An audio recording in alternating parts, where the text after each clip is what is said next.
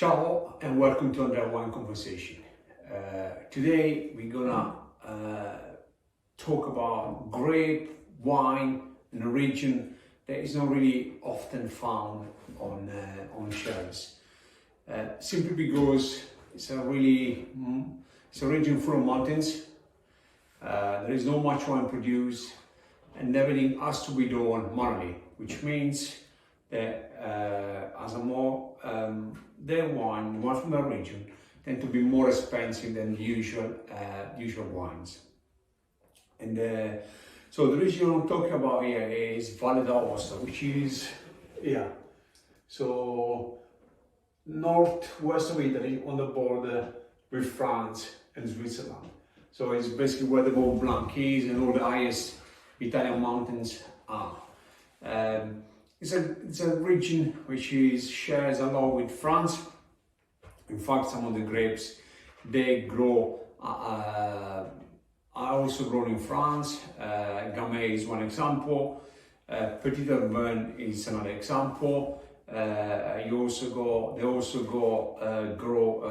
Chardonnay, and then they got their own native grapes. The native grapes are Prix Rouge, Petit Rouge, and Cornolin, to mention the most important one. Now, Petite Arvine, the grape, is not native of Valle d'Aosta. It's thought to be native of Switzerland, and it's the petite in French means small, and the name comes from the size of the berries. They tend to be really small. This wine is from a winery called La Source. Again, we've been working with them for about 10 years now. This was the wine that introduced us to the winery. It's a fantastic wine. It's a great white wine, quite aperitif for raw fish, oysters, clams,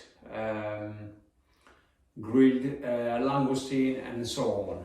So this one again is unaged. Now, think about this is one of the wines called extreme wines. The reason is the adjective extremes in front of the wine indicated that it's basically a wine. It's a grapes grown and wine made in extreme condition. And as I said, in this case, those grapes are all on the mountains. So everything is done manually. There is a lot of labor involved in harvesting the grapes and making the wine and taking the wines down to the winery and make the wine. So this is why they call extreme wines. Now this wines from the mountains, by definition, they tend to have higher acidity compared to the same wine made with grapes grown in lower altitude. And that not only, I believe, adds elegance to the wine, but also adds longevity. So wine from the mountains, wine with more acidity, it lasts a lot longer. A few months ago, they had a tasting of Petite Arvine, different wineries and different vintages. And this one, 2013, vintage 2013, scored the highest point. So that tells you how much life the wine has. So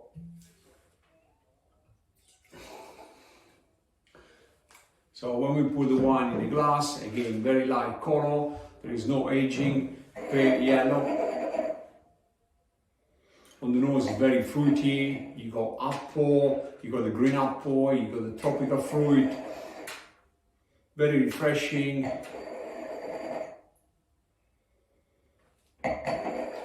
So apricot. You got a lot going on. Again, plenty of fruit on this nose.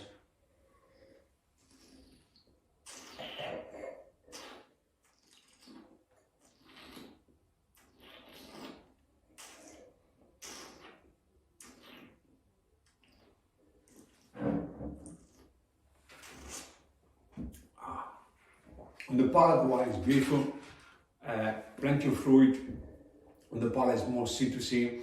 We got more kind of oranges, more pomegranate, more clementines. So beautiful, almost sweet with a lovely acidity, and a very well balanced wine. Wine, as I said, it goes perfectly with oysters or as an aperitif